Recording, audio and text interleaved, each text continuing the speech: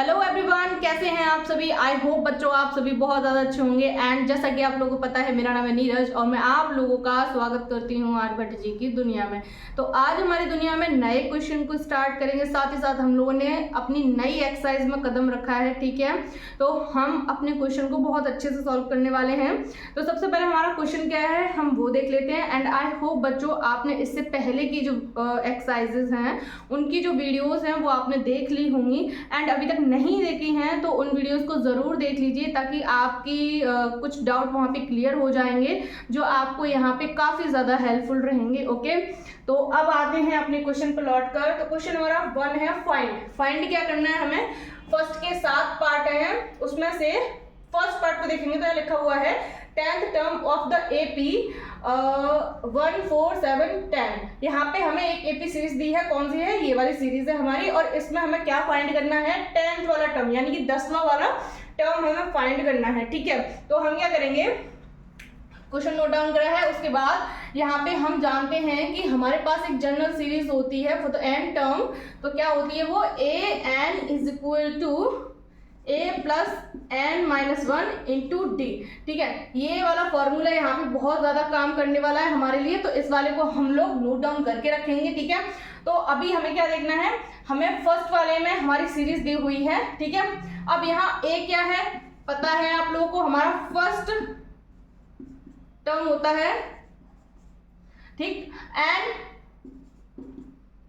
Number of term. Okay, and इसके बाद next हमारे पास है डी होता है क्या, कॉमन डिफरेंस। ठीक है, अब हमें क्या देखना है, हमें फर्स्ट यानी कि अब इसमें वैल्यूज लगाओ, यानी कि हमें कौन सा टर्म चाहिए, 10th वाले टर्म की वैल्यू चाहिए, तो हमें a 10 निकालना है। ओके, उसके बाद यहाँ पे देखेंगे तो a प्लस यहाँ पे 10 रखो, माइनस 1 करो और d करो। ठीक है, अभी सिंपल सा काम करा है, क्या करा है, सिर्फ हमने अपना जो टर्म हमें फाइंड करना है वो n की जगह रखा है इस फॉर्मूले में, बस और कुछ नहीं किया। ठीक है, तो यहाँ a 10 जो निकल कर आया वो कितना, a प्लस 9d निकल कर आया। ठीक है, अब क्या करना है, सिंपल सा काम करना है, यहाँ पे हमें a की वैल्यू पता होनी चाहिए और d की वैल्यू पता होनी चाहिए, तो हमें a 10 की वैल्यू कंप्लीट पता चल जाएगी। ठीक है, तो इसके लिए सबसे पहले हम लोग क्या करेंगे, a हमारे पास, इसको इक्वेशन नंबर 1 मान लो, कंफ्यूजन नहीं होगी। ठीक है, इसको इक्वेशन नंबर 1 मानेंगे तो a कितना हमारे पास, यहाँ पे फर्स्ट टर्म क्या है हमारे पास 1 है, तो a इज इक्वल टू 1 हो गया।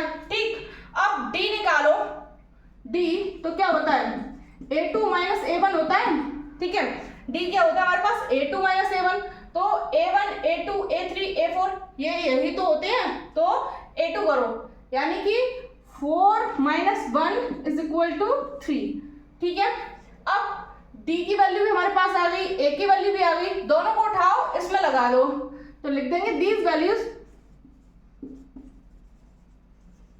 Put in first. ठीक है, अब क्या करेंगे, इन दोनों की वैल्यूज को उठाएंगे, यहाँ फर्स्ट वाले में लगा लेंगे, तो a 10 इज इक्वल टू जो हमारे पास बनेगा क्या बनेगा, 1 प्लस 9 इंटू 3, यानी कि a 10 is equal to 1 plus 9 3 जा 27, तो a 10 इज इक्वल टू जो आएगा हमारे पास वो कितना आएगा, a 10 is equal to 28, and यही हमारा a 10 की वैल्यू हो गई और आंसर आ गया। ठीक है, तो अब आप इसे कंप्लीटली नोट डाउन कर सकते हैं। एंड बच्चों मैं हमेशा आपसे बोलती हूँ कि शॉर्टकट के चक्कर में गलतियां कभी मत करना। इस टाइप से अगर आप क्वेश्चन करते हैं, हम लोग क्वेश्चन करते हैं, तो हमें किसी भी स्टेप में हमारा कंफ्यूजन नहीं होगा, एंड सेकंड हम अपने आंसर तक बिना किसी गलती किए के पहुंच जाएंगे। ठीक है, यहाँ पे सबसे पहले करना क्या है, सीरीज देखनी है, कौन सा फाइंड करना है टर्म वो देखना है, एंड उसके बाद हमने क्या किया, अपनी जनरल फॉर्म का यूज किया है। ठीक है, उसके बाद हमें जनरल फॉर्म में a 10 चाहिए था, हमने n की जगह पे 10 रखा, जिससे हमें मिला क्या, a 10 is equal to a plus 9d। ठीक है, अब इसको हमने इक्वेशन नंबर 1 मान लिया, क्यों, क्योंकि अगर हम इसको इक्वेशन नंबर 1 मानते हैं तो ये हमारे मेमोरी में फिट हो जाता है कि हाँ ये चीज़ है, हमें यहाँ पे वैल्यू पुट करनी है, और हम लाइन नहीं भूलते हैं कि हमें कौन सी लाइन में कौन सी चीज़ रखनी थी, कौन सी चीज़ नहीं रखनी थी। ठीक है, इसलिए ये चीज़ हमें एक अलग ही मतलब बताती है कि हाँ ये हमारे लिए एक इम्पोर्टेंट लाइन है, इसे हमें याद रखना है, जब हम आगे क्वेश्चन सॉल्व करेंगे तब हमें इसकी ज़रूरत पड़ेगी, इसलिए हम इसको थोड़ा हाईलाइट करके चलते हैं, ठीक है। इक्वेशन नंबर 1 मान के चलेंगे, ठीक है। एंड उसके बाद हमने ए और डी की वैल्यूज को फाइंड किया। ए हमारा ऑलरेडी हमें दिख रहा है और डी को हमने अपनी सीरीज से फाइंड कर लिया एंड दोनों को लगाया इस इक्वेशन में, देखो यूज हो गया इसका, ठीक है। और फिर हमें लास्ट में फाइनल आंसर भी मिल गया। तो इस टाइप के क्वेश्चंस में जब भी हम मतलब कोई भी क्वेश्चन करें, अगर आप उसमें कंफ्यूज होते हो तो सिंपल सा एक काम करो, जो भी लाइन हमारे लिए ज़रूरी होती है, इंपॉर्टेंट होती है, या जिस लाइन में हमें कोई भी वैल्यू पुट करनी होती है, तो उस लाइन को इक्वेशन मान लो, इक्वेशन 1 या 2 या ए या बी, जो भी आपको सुइटेबल लगता है, आप उस इक्वेशन को एक नाम दे दीजिए, ठीक है। तो वो आपके लिए ही इजी रहेगा। उस चीज़ को अगर आप हाईलाइट कर दोगे तो आपको दूर से भी दिख जाएगा कि हाँ भाई मुझे वैल्यू फाइंड करनी है और इस वाली लाइन में पुट करनी है या इस वाली इक्वेशन में पुट करनी है, एंड देन उसके बाद कैलकुलेशन, एंड कैलकुलेशन के बाद आपका आंसर आ जाएगा, जैसा कि अभी हम लोग का आया है, ठीक है। तो गड़बड़ी बिल्कुल नहीं करेंगे, अच्छे से चलेंगे स्टेप बाय स्टेप और समझ कर करेंगे, ओके। अपने नेक्स्ट क्वेश्चन को देखते हैं, यानी कि नेक्स्ट पार्ट को देखेंगे। तो यहाँ पे हमारे पास सीरीज लिखी हुई है, फाइंड करना है 18th वाला टर्म, ठीक है। तो जिसके लिए हमारे पास जनरल सीरीज क्या होगी, जनरल फॉर्म क्या होगी, एन के टर्म में a plus n minus 1 into d, ठीक है। यहाँ पे कौन सा हमें टर्म चाहिए, 18 वाला चाहिए यहाँ, तो इसको लगाओ यहाँ पे 18, यानी कि a 18 is equal to a plus 18 minus 1 into d, ठीक है। तो a 18 इज इक्वल टू हमारे पास कितना हो जाएगा, a प्लस 17 डी, राइट। अब क्या, इसको हाईलाइट कर लो, यानी कि इक्वेशन मान लो, इक्वेशन नंबर 1, ओके। अब क्या करना है, a और d को फाइंड करो। a और d को अगर हम फाइंड करेंगे तो क्या हो जाएगा हमारे पास, a हमारा फर्स्ट टर्म है, यानी कि ये रहा a is equal to √2 and d is equal to निकालोगे तो क्या हो जाएगा, d इज इक्वल टू होता है a2 minus a1 is equal to, यानी कि a2 माइनस a1, यानी कि 3√2 माइनस √2, ठीक है। अब बिल्कुल भी कंफ्यूजन नहीं करेंगे हम लोग, क्यों, क्योंकि यहाँ पे भाई √2 आया है साथ में, तो √2 वाले क्वेश्चन या रूट वाले क्वेश्चन को हम लोग बहुत अच्छे से सॉल्व करेंगे। कैसे, देखो यहाँ पे 3√2 है, ठीक है, कोई दिक्कत नहीं है, लेकिन यहाँ पे ओनली 2 है, सॉरी ओनली √2 है, इसके आगे कुछ और नहीं है। लेकिन जब किसी के आगे कुछ होता नहीं है तो 1 मान लिया जाता है, यानी कि इस चीज को हम किस तरीके से भी दिखा सकते हैं, 1√2 भी दिखा सकते हैं। इसमें और इसमें कोई भी फर्क नहीं है, सेम टू सेम है। और इसको इसमें से माइनस करो, यानी कि 3√2 में से 1√2 को माइनस करो तो 2√2 बचेगा, सिंपल सी बात है। बस क्या प्रॉब्लम है, यहाँ पे 1 हाइड में है और यहाँ पे हम लोगों ने शो कर दिया है 1 का, अगर इसमें मल्टीप्लाई करेंगे तो कोई प्रॉब्लम तो है नहीं है, वापस हमें यही मिल जाएगा। समझ में आ रही बात। इसका मतलब जब भी √2 के आगे कोई वैल्यू नहीं है और दूसरे वाले में वैल्यू है तो यहाँ पे 1 होता है, छुपा हुआ है, हमें समझना पड़ेगा, ठीक है। तो इसको इसमें से माइनस करेंगे तो मतलब कितना बचेगा, 2√2 बचेगा, ठीक है। तो ये चीज हमारे पास d की वैल्यू आ गई, कितनी, d इज इक्वल टू आ गया 2√2, ठीक है। अब जब हमारे पास a और d दोनों की वैल्यूज आ गई हैं, उठाओ इक्वेशन में पुट करो, these values put in first equation number 1 में पुट कर लो, ठीक है। तो a18 इज इक्वल टू हमारे पास क्या है, a की जगह हम कितना लगाएंगे, √2,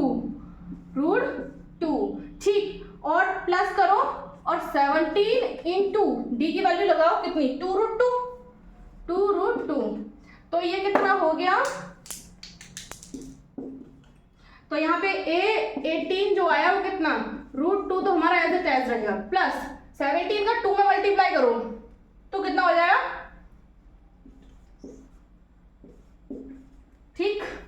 अब सिंपल सी बात है कि यहाँ पे 1 मल्टीप्लाई में चल रहा है, अब सिर्फ ऐड करना है हमको, तो क्या होगा, a18 इज इक्वल टू 34 में 1 को ऐड करो, ये √2 को देखो मत, क्योंकि √2 क्या है हमारा मल्टीप्लाई में, 1 इंटू √2 मल्टीप्लाई करेंगे, जैसे कि अभी हम लोगों ने करा था, जिस तरीके से अभी हम लोगों ने माइनस करा था, सिर्फ उसी तरीके से हम लोग प्लस करेंगे। तो यहाँ पे कितना हो जाएगा, 35√2, एंड ये हो गया हमारा a18 की वैल्यू, ठीक है। अब आप इसे नोट डाउन कर सकते हैं। देखो अब बात करते हैं थर्ड पॉइंट की, ठीक है। तो यहाँ पे क्या है, हमारे पास सीरीज है, लेकिन इसमें nth टर्म ही हमें इसमें फाइंड करना है। तो सिंपल सा काम है, हमारी जनरल फॉर्म क्या होती है, a n is equal to a plus n minus 1 into d, right, यही होती है ना। तो अब हम क्या करेंगे, एन वाला टर्म फाइंड करना है, मतलब कि ऑलरेडी ये हमारा एन में लिखा हुआ है, ठीक है। तो अब क्या करेंगे, हमें ए और डी निकालना है। तो ए यानी कि इसको ही इक्वेशन नंबर 1 मान लेते हैं यहाँ पे। तो ए हमारे पास क्या होगा, ए इज इक्वल टू हो गया 13 and d is equal to निकालेंगे तो कितना आ जाएगा 8 माइनस 13 माइनस का 5, ओके। अब क्या करना है, सिंपल सा काम करेंगे, दोनों वैल्यू उठाओ, इसमें लगाओ, these values put in first, ठीक है। तो यहाँ पे लगाओ ए एन इज इक्वल टू, ए की जगह लगाओ 13 प्लस एन माइनस 1 इंटू में डी की जगह क्या लगाओगे माइनस का 5। अब क्या करना है, ये माइनस का 5 मल्टीप्लाई में है, भूल मत जाना, ये माइनस ओरिजिनल वाला माइनस नहीं है, यहाँ पे मल्टीप्लाई ओरिजिनल है, देख रहे हो आप, मल्टीप्लाई में डी है, डी की वैल्यू माइनस में निकल कर आई है, वो हमने रखा है, अदरवाइज जो हमारा ओरिजिनल है वो मल्टीप्लाई का साइन है, ठीक है। अब क्या करेंगे, -5 का इस वाले में ब्रैकेट वाले में n माइनस 1 में इंटू कर लो, ठीक है।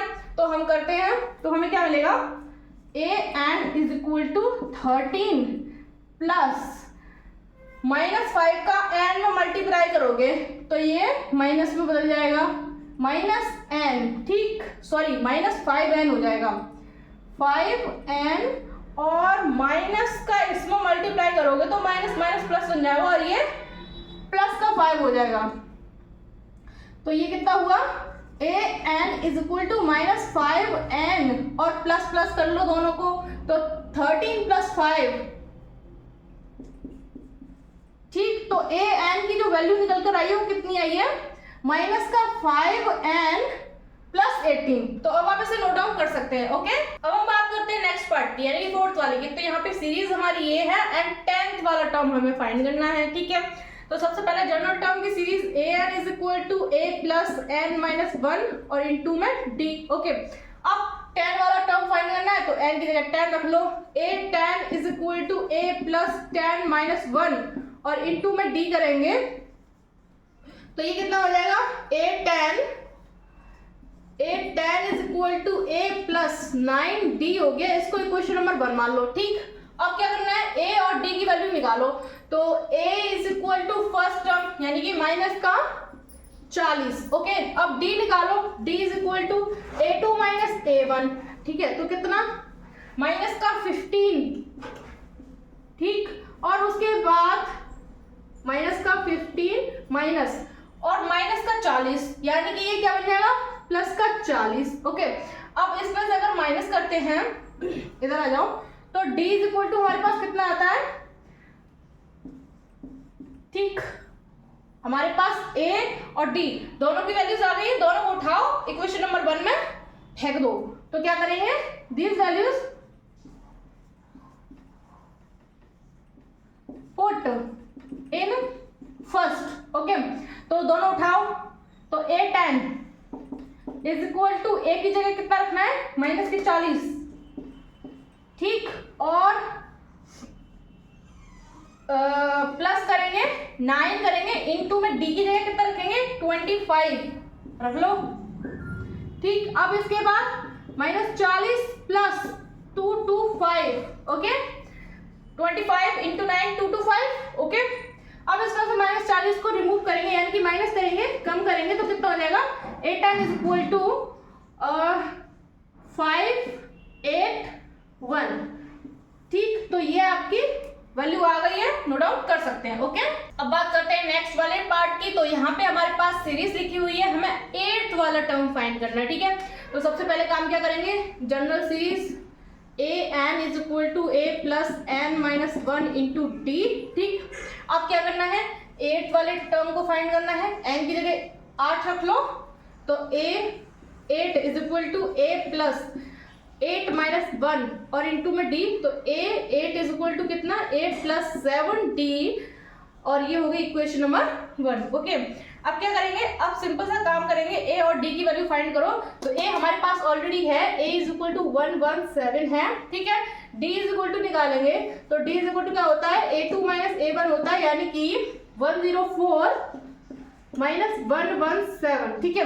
तो यहाँ से d की वैल्यू क्या आएगी हमारे पास, d की वैल्यू अगर हम निकालेंगे तो माइनस की आएगी, क्योंकि माइनस का हाँ यहाँ पे बड़ा है, ठीक है। तो माइनस की आएगी कितनी, 13, ओके। अब क्या करना है, दोनों वैल्यूज उठाओ और इक्वेशन नंबर 1 में फेंक दो, ठीक है। तो पुट इन इक्वेशन फर्स्ट, ठीक। तो A8 A की जगह लगा लो 117 प्लस 7 इंटू डी की जगह -13, यही बनेगी हमारी इक्वेशन।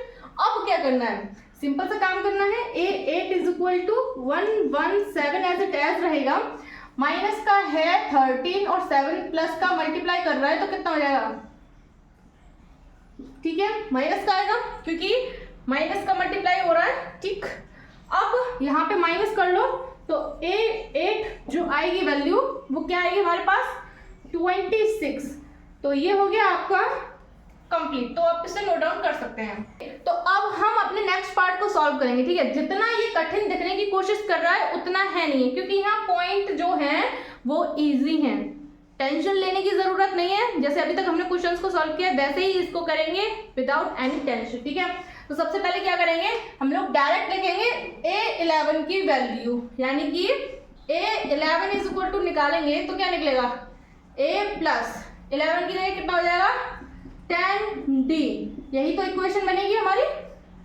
अगर हम जनरल फॉर्म को लगाते और उसमें 11 को लगाते तो हमारी यही तो वैल्यू निकलती A11 की, हमने डायरेक्ट लगाई, ओके। अब आप क्या करेंगे, अब A और D को निकालो। तो A हमारे पास कितना है यहाँ पे, फर्स्ट टर्म यानी कि 10.0, ओके। एंड D निकालेंगे तो क्या हो जाएगा 5 माइनस यहाँ पे क्या हो जाएगा 10.0, ओके, यही तो होगा। अब इसको माइनस करेंगे तो हमें D कितना मिलेगा, जो 0.5 मिलेगा, ओके। अब क्या करना है, अब सिंपल सा काम करना है, A और D की वैल्यू हमारे पास है, इस पे लगा लो। तो लिखेंगे both values put in first, okay. तो बोथ वैल्यूज को पुट करेंगे यानी कि A और D को इसमें लगा दो उठा के, तो हमारे पास क्या बन जाएगी नई equation, A11 is equal to हो जाएगा हमारे पास A की जगह लगाएंगे कितना 10.0, यानी कि 10.0 प्लस और 10 as it as into d की जगह 0.5 हम निकाल चुके हैं, ओके। अब देखो आप क्या करेंगे, सिंपल सी कैलकुलेशन करेंगे। क्वेश्चन बिल्कुल भी टफ नहीं है और ना हम लोग बिल्कुल भी सोचेंगे कि ये टफ है, ठीक है। तो A11 निकालेंगे यहाँ से, तो यहाँ पे एज इट एज रख लो इसको, कोई प्रॉब्लम नहीं है, ठीक।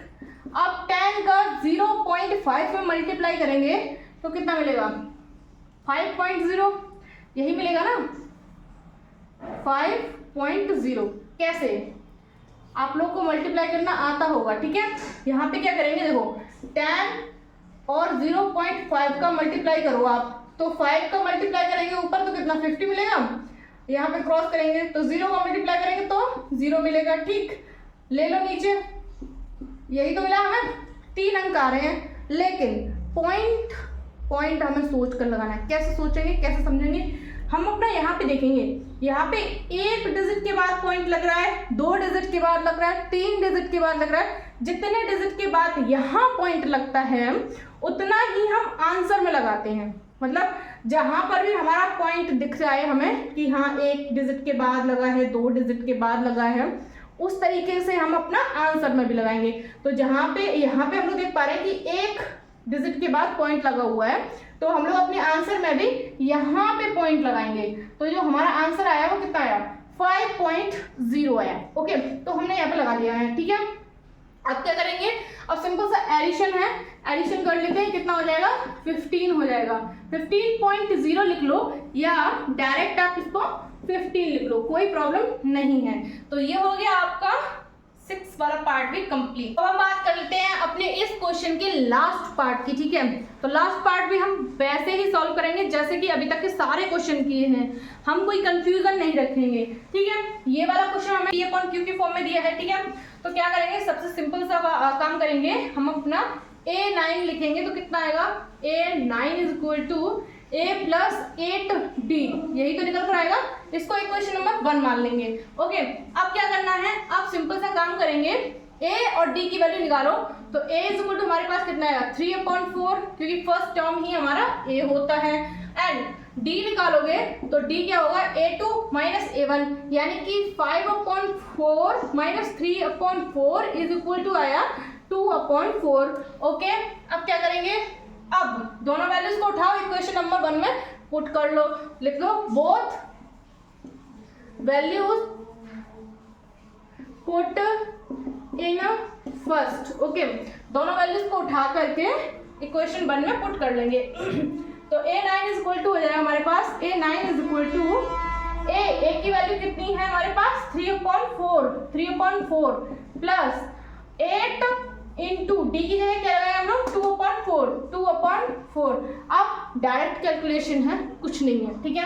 a9 इज इक्वल टू हम लोग लिखेंगे 3/4 as it as plus 8 to the plus sorry upon, ठीक, ये हो गया। दोनों को ऐड कर लो, a9 is equal to 16 plus 3, तो ये हमारी फाइनल वैल्यू निकल कर आ गई है। तो इसे आप नोट डाउन कर सकते हैं। एंड बच्चों, आई होप आपको सारे के सारे क्वेश्चंस बहुत अच्छे से समझ में आए होंगे, क्योंकि हमारा क्वेश्चन नंबर 1 एक ही मेथड पे था, कुछ भी नहीं करना था, सिंपल सा काम था।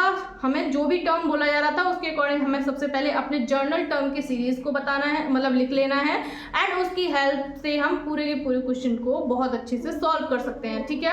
तो आज के लिए इतना काफ़ी है, एंड आई होप इससे पहले की जो वीडियोज़ हैं वो आप लोगों ने देख ली होंगी। एंड अगर आप फर्स्ट टाइम वीडियोस को देख रहे हो तो मेरी रिक्वेस्ट है कि आप इससे पहले की जो वीडियोस हैं एक्सरसाइज 5 की 5.1, 2, 3 एंड ऑल्सो इंट्रो, तो आप उसे कम्प्लीटली देख लीजिए, ताकि आपके जो भी डाउट होंगे वो वहाँ पे क्लियर हो जाएंगे।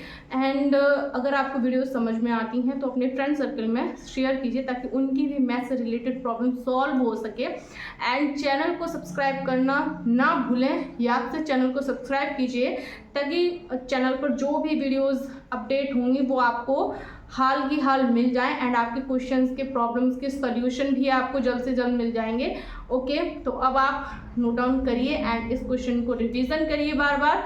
एंड आज के लिए इतना काफ़ी है। Thank you so much, bye. मिलते हैं नेक्स्ट वीडियो में नए क्वेश्चंस के साथ।